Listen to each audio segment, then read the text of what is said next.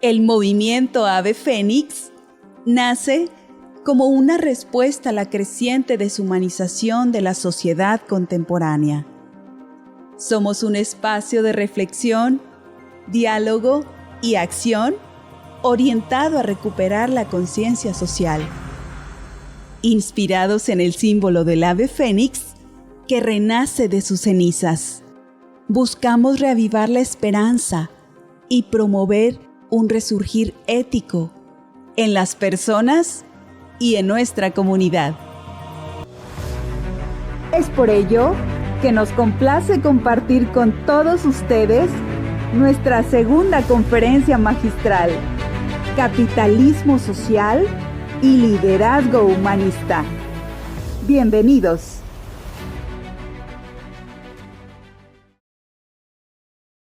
Mi nombre es Antonio Díaz Assad, soy miembro activo del movimiento Ave Fénix. Para mí es un gran honor darles la bienvenida en esta sesión titulada Capitalismo Social y el Liderazgo Humanista. Durante esta sesión nos convoca una reflexión profundamente actual de cómo reconciliar el dinamismo económico con la responsabilidad social, así como ejercer un liderazgo que ponga al ser humano en el centro de las decisiones. Capitalismo social no es únicamente un modelo económico, ya no me voy a adelantar mucho porque nuestro orador nos va a hablar bastante de esto, sino una visión que busca generar valor compartido, donde la prosperidad empresarial va de la mano con el bienestar de la comunidad. Por su parte, el liderazgo humanista nos invita a dirigir con empatía, ética y visión de largo plazo, promoviendo organizaciones que sean sostenibles y más justas. Nuestro orador el día de hoy, Carlos Garza Herrera, quien es el director general del Centro Eugenio Garzazada, es investigador, promotor y estudioso del tema y sobre todo de las diferentes instituciones y empresas que están trabajando fuertemente o han implementado e instrumentado estas actividades y funciones diarias. Carlos es una voz experta y comprometida en este tema y hoy nos va a compartir diferentes ideas, experiencias, así como propuestas que seguramente nos van a ayudar a comprender mejor el cómo podemos transitar hacia un modelo de liderazgo que equilibre el éxito económico con un impacto social positivo. Los invito a escuchar con atención y reflexionar, sobre todo también dialogar en la última parte de la sesión, de cómo cada uno de nosotros podemos ser agentes de cambio desde el ámbito de la acción. Me voy a permitir darles un pequeño resumen del currículum de Carlos, quien es ingeniero civil por el TEC de Monterrey.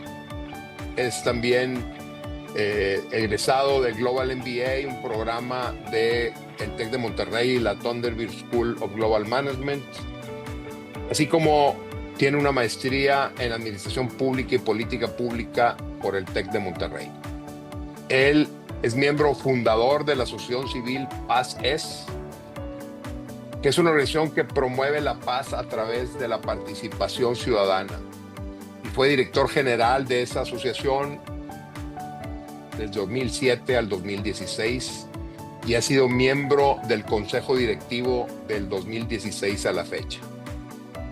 Carlos ha participado como consejero en diversas organizaciones de la sociedad civil, entre las que se encuentran Andamos México, Consejo Cívico de las Instituciones de Nuevo León, México, y Hola Vecino, así como instituciones públicas entre las que destaca la Secretaría de Desarrollo Social del Estado de Nuevo León, en México, y la Secretaría de Participación Ciudadana del municipio de San Pedro Garza García, Nuevo León, en México.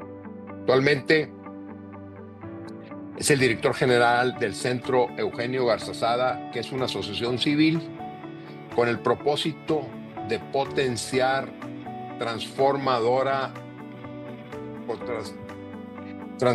potenciar la capacidad transformadora de los empresarios y líderes para formar una sociedad responsable, participativa y solidaria. Muchas gracias, Carlos, por estar aquí con nosotros. Realmente es un gusto siempre interactuar contigo en las diferentes formas que lo hemos hecho. Y pues es todo tuya la audiencia. Tenemos alrededor de 40 participantes en este momento. Muchas gracias, Carlos. Y un saludo a todos en el Centro Eugenio Garzazada. Muchas gracias, Tony. Un placer y gracias por la introducción. Muy generosa, más generosa de lo que amerita, pero bueno, muy amable por esto, y también pues agradecer la invitación a todo el movimiento. Encantado de estar con ustedes esta tarde.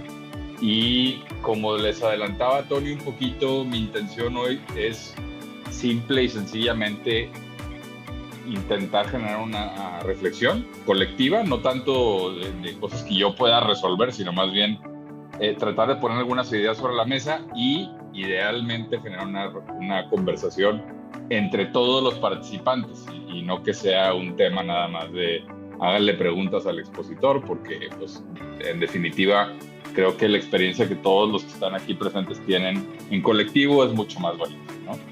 Entonces, bueno, Centro Eugenio Garzazada, brevemente, nada más para dar un poco más de contexto, ya decía Tony, nos compartía esta sopa de palabras de potenciar la capacidad transformadora de empresarios y líderes para generar una sociedad responsable, participativa y solidaria. Ese es el propósito de la asociación.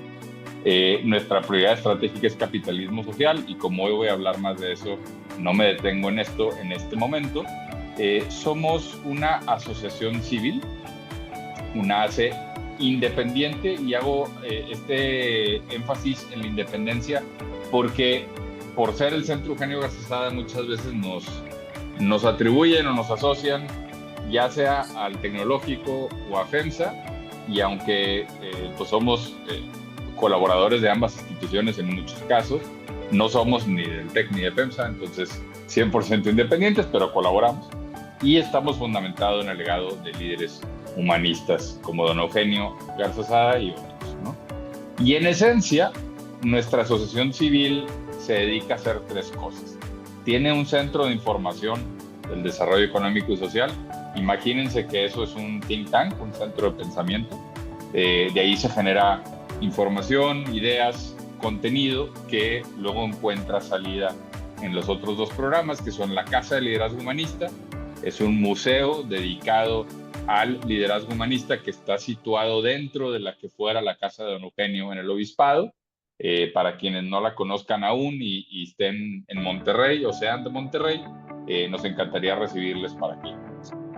Y el otro programa, que es la segunda salida del contenido que se genera en el think tank, es la iniciativa Capitalismo Social, que ahí lo que buscamos es cómo formar empresarios y líderes en buenas prácticas y en implementación de modelos de capitalismo social.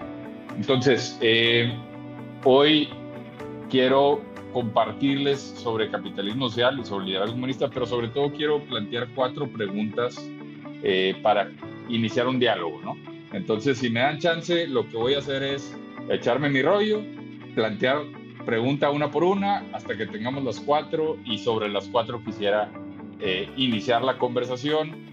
Obviamente, si alguien quiere plantear alguna otra, más que bienvenida, pero mi intención es simplemente enmarcar la conversación en los 4 principios de capitalismo social y a cada una asociarle una pregunta.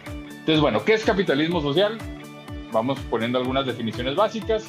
Tomamos nosotros una frase que acuñó Andrés Marcelo Lozada, quien fuera director general de Celulosa y Derivados, de CITSA, y él hablaba, Andrés Marcelo, en uno de los escritos que compartía en la USEM, hablaba de un sistema económico en libertad que se subordina a las exigencias de la ética, el medio ambiente y el bien común, reconociendo el rigor de los mecanismos de la economía. Como pueden ver, la primera parte de la frase pues está muy de moda, ¿no? Pero la segunda parte de la frase es la que a veces se le olvida a quienes promueven lo primero, ¿no? O sea, el tema de la ética, el bien común, el medio ambiente es algo muy popular, pero en muchas ocasiones se malentiende queriendo atacar el rigor de la economía, y eso nos parece a nosotros desde el capitalismo social que es un error. Ahora, tomando esta definición del 78, nosotros lo que hemos hecho es, además de lo que escribían los empresarios de aquella época, hemos ido integrando buenas prácticas de experiencia, y básicamente lo que hemos encontrado es que hay 4 grandes principios que son los que llevan al capitalismo social. O dicho de otra forma, si una empresa o una organización o asociación tiene estos 4 principios en sus prácticas, pues está en efecto haciendo capitalismo social. Y es libre emprendimiento, dignidad humana, compromiso social y liderazgo humanista. Y ahorita voy a entrar a esos 4, pero quiero hacer un pequeño paréntesis en el liderazgo humanista, porque es el segundo tema de la plática. Y nosotros lo definimos así, como un estilo de liderazgo orientado a las acciones comprometidas con la comunidad, teniendo a la persona como centro de todos sus esfuerzos. Su objetivo es contribuir al bien común, teniendo un sentido de propósito personal orientado al servicio, la empatía, la solidaridad y la generosidad. Entonces, digamos que esa es una definición básica. Ahorita al final, cuando entremos al pilar del liderazgo humanista, hablaré de un ángulo adicional a todo esto, que es sobre el rol en la vida pública por parte de los liderazgos, ¿no? Creo que pues viene al caso con el movimiento que ustedes están organizando. Entonces, bueno, libre emprendimiento, principio número 1. Como ustedes saben, en los 70s, en la época en la que se hablaba mucho de la defensa de la libertad, pues había una antítesis al modelo, había una antítesis al capitalismo, que era el comunismo. Hoy por hoy, la economía del libre mercado, aunque tiene sus críticos, sin duda, pues yo creo que nadie se atrevería a decir que hay una antítesis clara. O sea, aunque, insisto, hay críticos, hay gente que hablan mucho del tema, sin embargo, pues no cabe duda que ese es el sistema económico que rige hoy nuestro planeta o la actividad de nuestro planeta. Sin embargo, sí hay un ángulo por el que normalmente nosotros abordamos el tema de la libertad, y nos gusta mucho el trabajo del economista Amartya Sen, que quizá algunos de ustedes ya conocen o han leído. Él es Premio Nobel de Economía en el 98, profesor de Economía y Filosofía en Harvard, y básicamente estudia economía del bienestar y economía del desarrollo, y su principal concepto es enfoque de capacidades para el desarrollo. Entonces déjenme hago un paseo muy rápido, y les pido una disculpa si alguien es más letrado en el tema, pero les platico rápidamente de qué va la teoría de Sen, que le hizo ganar el premio Nobel, porque tiene mucho que ver con el desarrollo o la fórmula que lleva al desarrollo, que consiste principalmente en la garantía de la libertad. Entonces, empezamos. Primero hay que saber diferenciar entre tener un derecho y tener la libertad de lograr bienestar y la capacidad real de quien tiene las personas para alcanzarlo.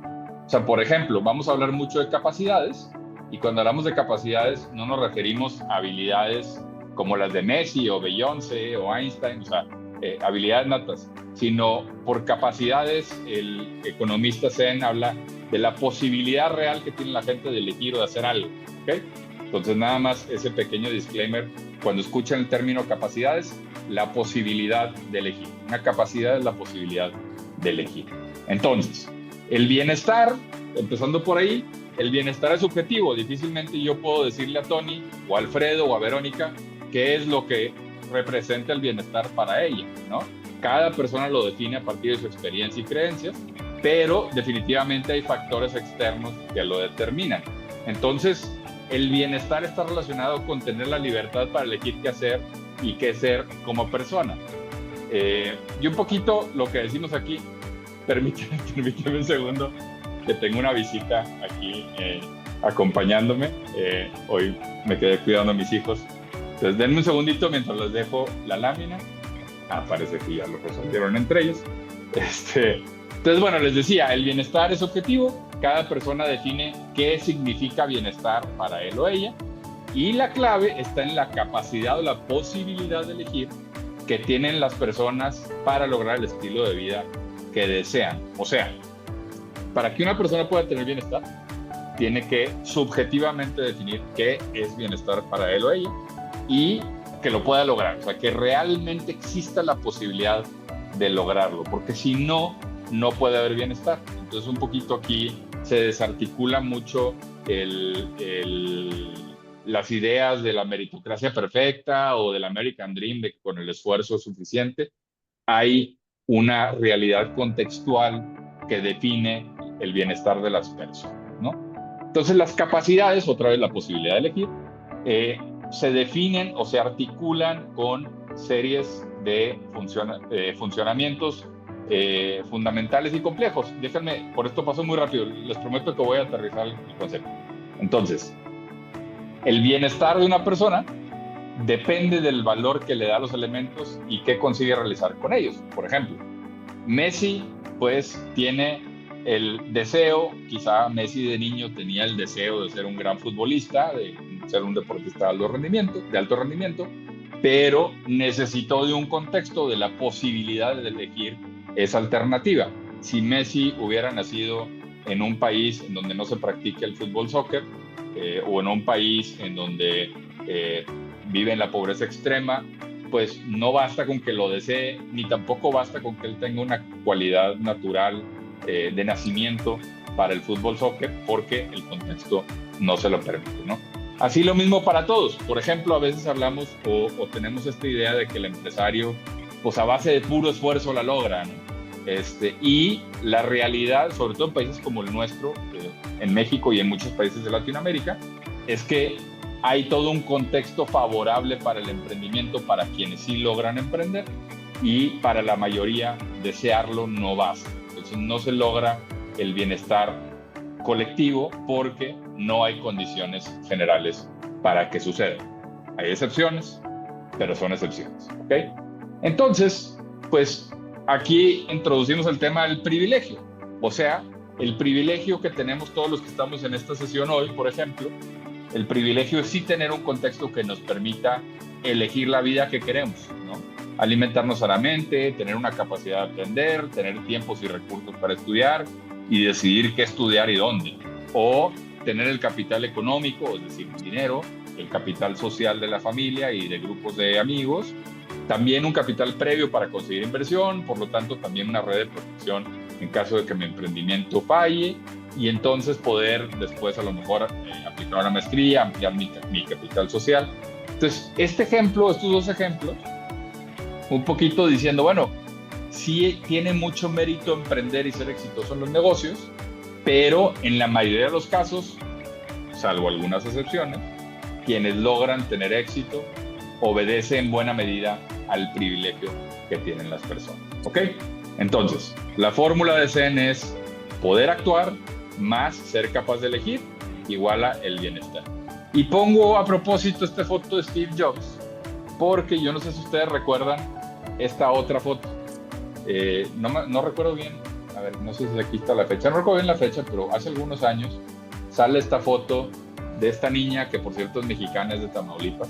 Esta niña que la revista decía es la niña mejor calificada del mundo en las pruebas académicas donde se estandarizan scores, y la ponían como la próxima Steve Jobs, ¿no? Entonces yo creo que ya saben la respuesta, pero yo les pregunto, ¿qué fue de esa niña? ¿Esa niña se convirtió en la próxima Steve Jobs? Y no quiero decir que le fue mal, ni mucho menos, pero quiero decir que a pesar de que ella tenía las cualidades o las aptitudes básicas, el contexto en el que creció es muy diferente. Entonces, las libertades, otra vez, el conjunto de capacidades de las personas para elegir el tipo de vida que quieren vivir, y dependen de características personales, pero también de un entorno que permita a la persona elegir quién es. O sea, no basta con que yo quiera salir adelante, necesito que mi contexto me ayude, ¿ok? ¿Qué pasa con nuestro contexto mexicano? En México, 35% de los mexicanos gana menos de lo que cuesta la canasta básica. Esto nos lo dice el Coneval. En zonas urbanas es el 31% y en área rural el 51%. O sea, en área rural la mitad de los mexicanos gana menos de lo que cuesta la canasta básica. 73% de los mexicanos, 7 de cada 10 mexicanos que nacen en pobreza, no logran superarla a lo largo de su vida. Esto se llama movilidad social. 7 de cada 10 mexicanos no van a tener movilidad social, no importa lo que hagan, porque las condiciones no se los permiten. Y la mitad de los trabajadores de la población económicamente activa, según INEGI, se encuentran en la informalidad. ¿Por qué están en la informalidad? Por muchas razones. Sin embargo, otra vez, pensando en que el contexto define. Entonces, el desarrollo consiste en remover varios tipos de falta de libertades que hay en el contexto, que dejan a las personas con pocas opciones y muy pequeña oportunidad de ejercer. Por lo tanto, para poder generar desarrollo, es necesario remover falta de libertades, ¿ok?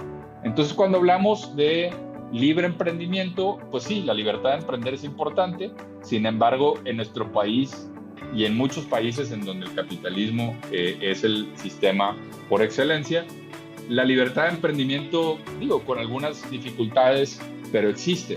Pero lo que sí, en muchos sentidos, está en juego es la libertad real que tienen las personas de desarrollar la vida que desean por las características y el contexto en el que viven.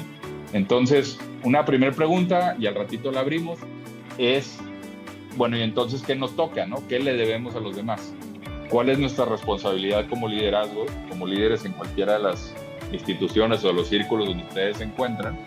¿Qué le deben a los demás? ¿Cómo ustedes pueden contribuir a generar libertad de elección para las personas que los rodean? Nosotros trabajamos mucho con empresarios y claro está que un líder empresarial pues tiene a su cargo la posibilidad de elegir muchas personas, pero piensen que también en nuestra vida personal podemos tener contacto con mucha gente a quienes podemos o no estarles dando posibilidades de elegir una mejor vida para él o ella. Entonces, bueno, dejemos esta primera pregunta y cierro este primer capítulo diciéndoles que les prometo es la parte más esotérica de la conversación. Básicamente, como fui corriendo un poquito, créanme que por aquí va la cosa. Básicamente la libertad y el bienestar de las personas depende de poder decidir quién quieren ser y tener la posibilidad real de cumplir ese sueño, ¿no? Básicamente, ese es el bienestar y eso se llama libertad, ¿no? Entonces, esa es la primera pregunta que quisiera poner. Segundo, el segundo principio de capitalismo social es la dignidad humana. También ahí, cuando desarrollamos todos estos contenidos para empresarios, decíamos, bueno, en una empresa, exactamente qué es la dignidad humana o cómo podemos entrar al tema de dignidad.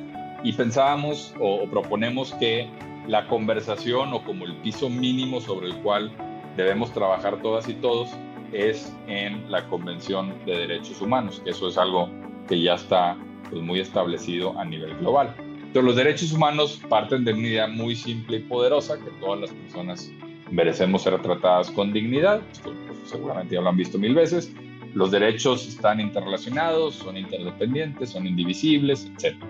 Esto un poco para decir, si no se cumple uno, se están vulnerando los demás, ¿no? O sea, esa interdependencia que tienen los derechos.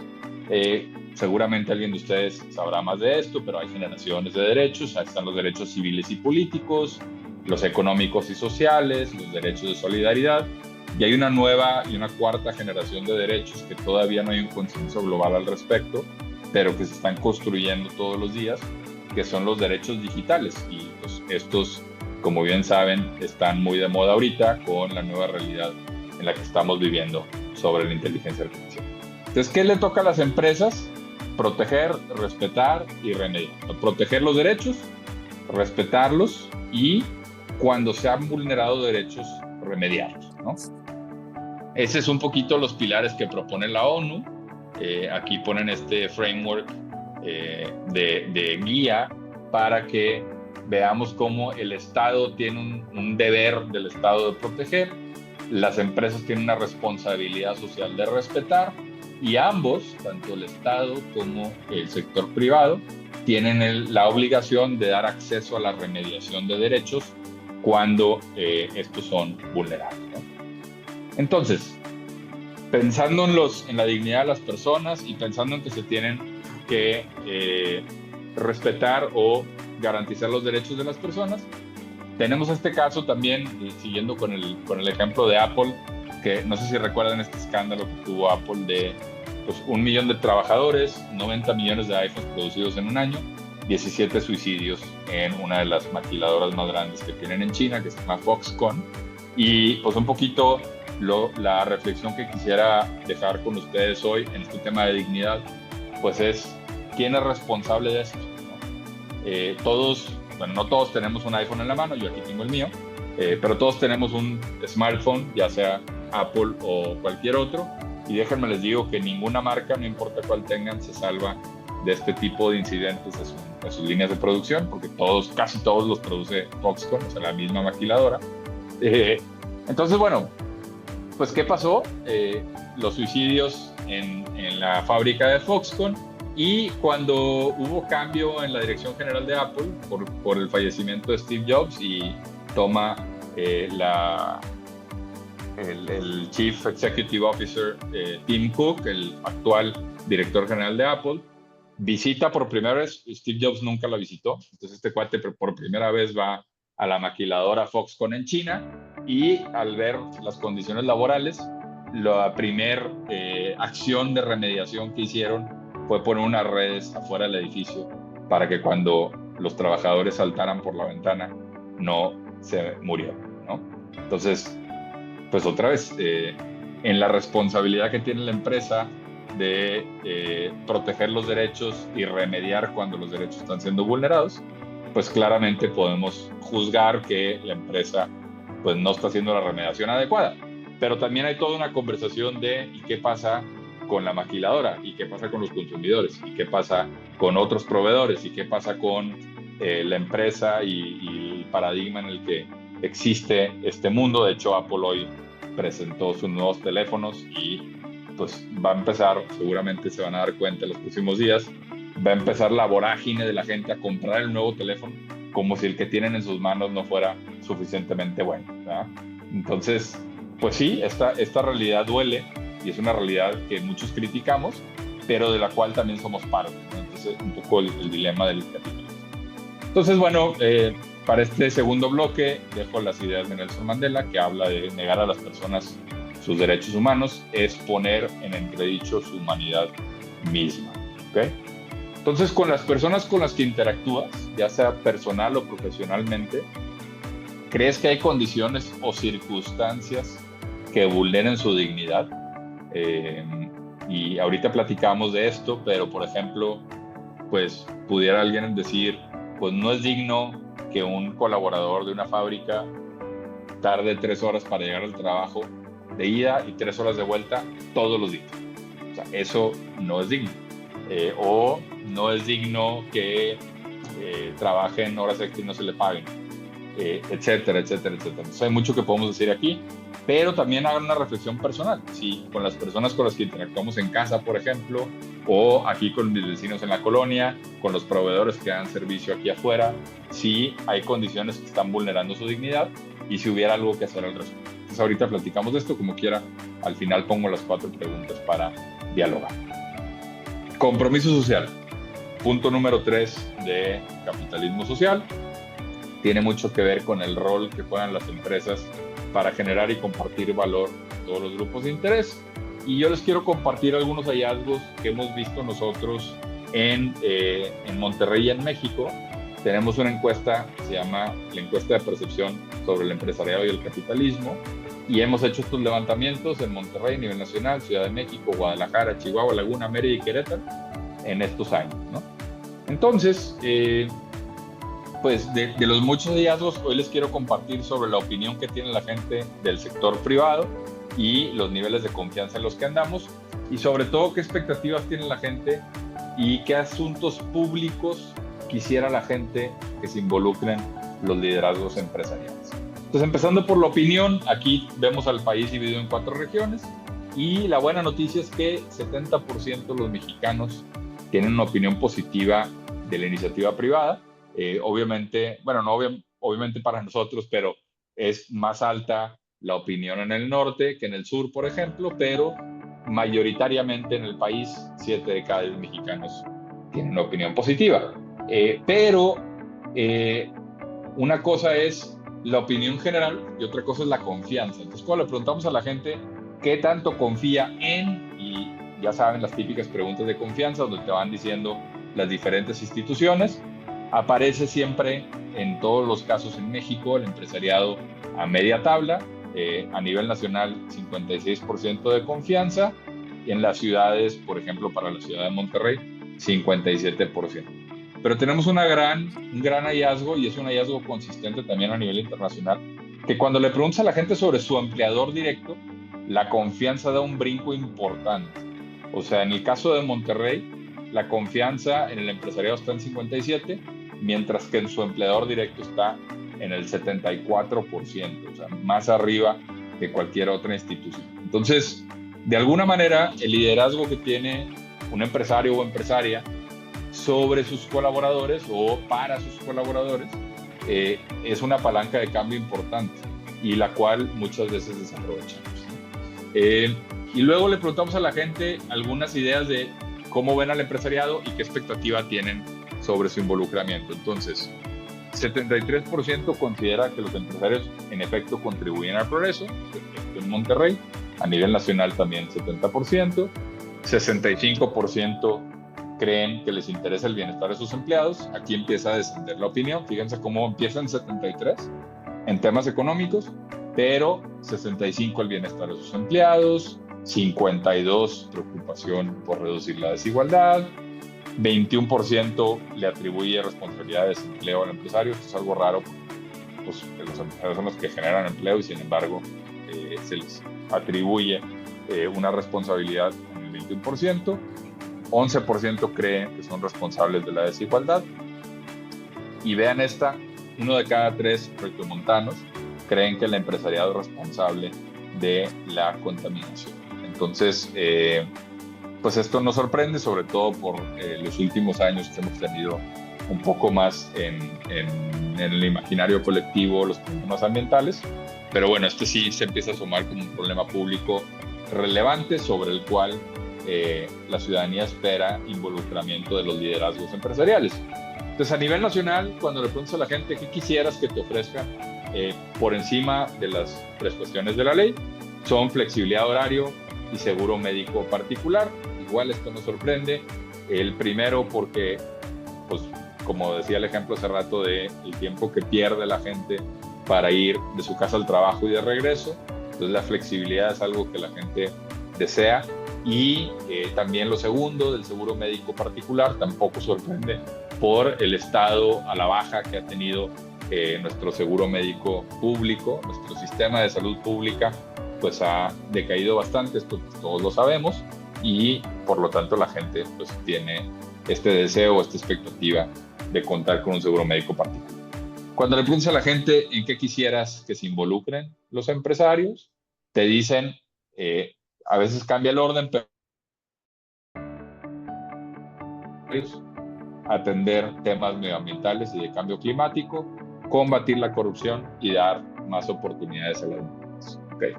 Entonces, hay una confianza alta en mi empleador, una expectativa alta de que se involucre en asuntos públicos. ¿Y en cuáles asuntos públicos? En estos 4. Y quisiera que me dieran flexibilidad en el trabajo y quisiera que me brindaran un seguro médico particular, ¿no? Bueno, es esta misma tabla, pero desagregada por ciudad, ¿no? Pero básicamente en todas las ciudades sale estos 4 temas como prioritarios. Entonces, tercer pregunta sobre el compromiso.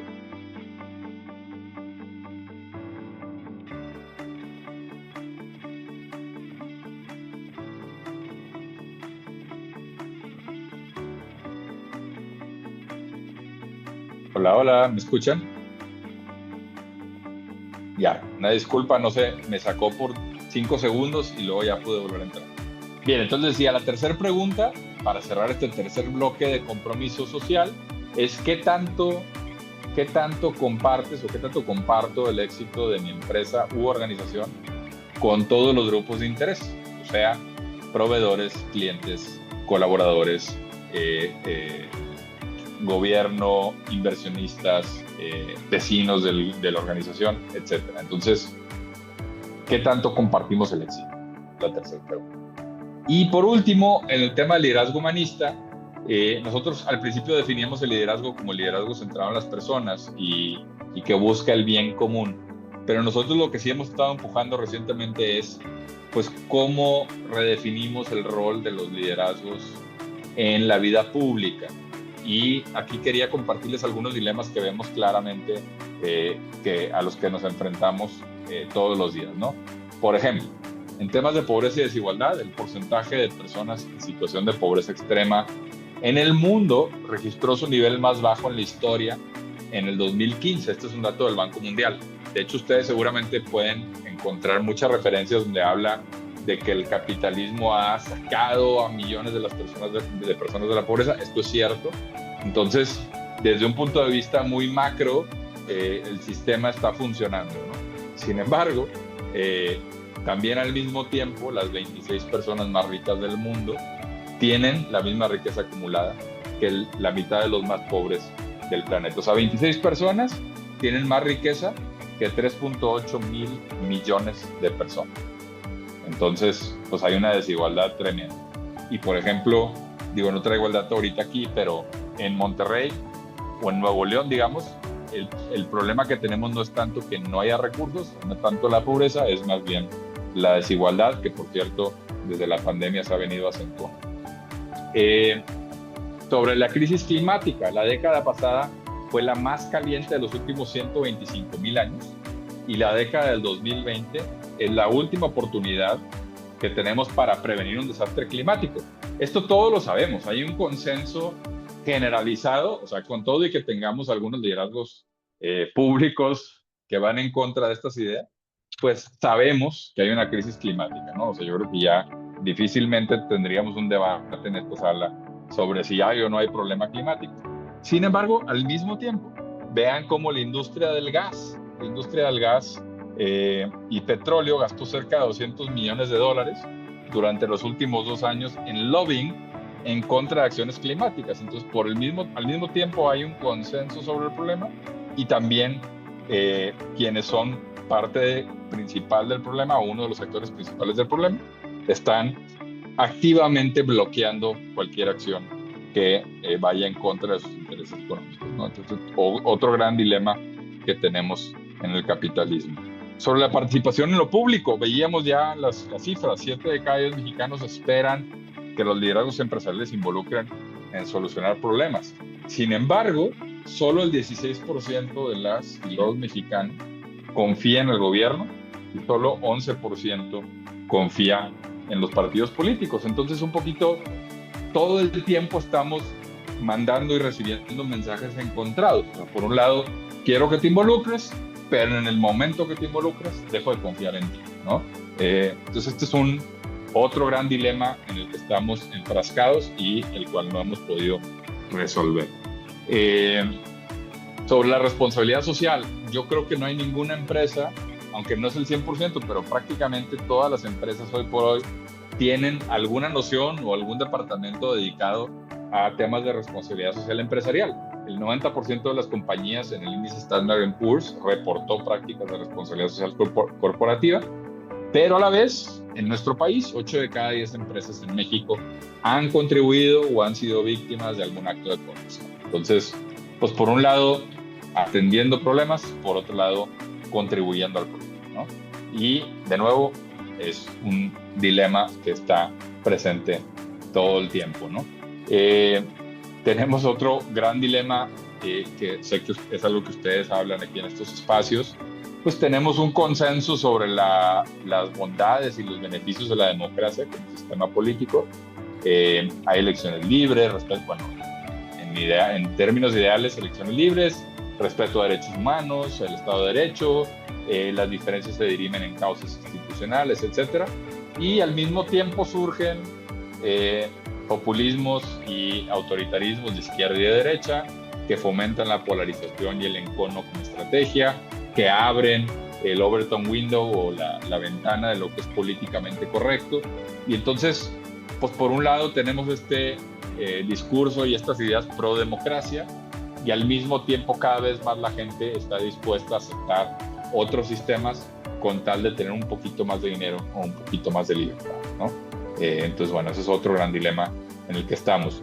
Sobre la riqueza, a nivel global, la riqueza ha aumentado casi 50% respecto al promedio del año 2000 respecto al PIB, pero la tendencia global del capitalismo a concentrar excesivamente la riqueza hace que hoy por hoy, más que un capitalismo tradicional, tenemos una especie de capitalismo patrimonial como el del siglo XIX, en donde hay más riqueza heredada que producida. O sea, se está de alguna manera aprovechando el valor que se creó antes, pero no se está creando valor nuevo, ¿no? Y esto pues es problemático porque no genera nueva riqueza, simplemente la concentra, ¿no? Y por lo tanto todos los problemas que tenemos. Entonces, sobre estos dilemas, otra vez en el liderazgo humanista, la idea es cómo visualizamos o cómo conceptualizamos el rol de liderazgo, ya sea empresarial o institucional, frente a los problemas públicos, y qué paradigmas tendríamos que cuestionarnos para poder realmente hacer cambios de fondo. Paradigmas como cuál, pues como el que les decía del iPhone. Oye, ¿es necesario cambiar de teléfono cada año, sabiendo todo lo que hay detrás? O paradigmas como el que hablábamos del transporte. ¿Acaso la única manera de organizarnos como ciudad es que la gente pase y pierda 3 horas para ir al trabajo? ¿O hay otra manera de hacerlo? El paradigma del crecimiento infinito. O sea, el capitalismo muchas veces se piensa que debe crecer, crecer, crecer en un mundo de recursos limitados. Entonces, crecimiento infinito en un mundo de recursos finitos, pues es un problema que nos está llevando a una crisis climática de la cual posiblemente ya no tengamos salida. Hay gente optimista que cree que aún hay tiempo, pero bueno, no parece haber acciones tan concretas. Entonces, paradigmas hay muchos. ¿Qué paradigmas tendremos que cuestionarnos para poder hacer cambios de fondo? Y les dejo aquí las 4 reflexiones. ¿Qué le debo a los demás? ¿Qué condiciones o circunstancias vulneran la dignidad de los demás? ¿Qué puedo hacer al respecto? ¿Qué tanto yo comparto desde mi punto desde mi posibilidad, el éxito con los demás grupos de interés? ¿Y qué paradigmas tendremos que cuestionar, no solo en otros, sino en uno mismo? Cuestionarnos nosotros en nuestras organizaciones.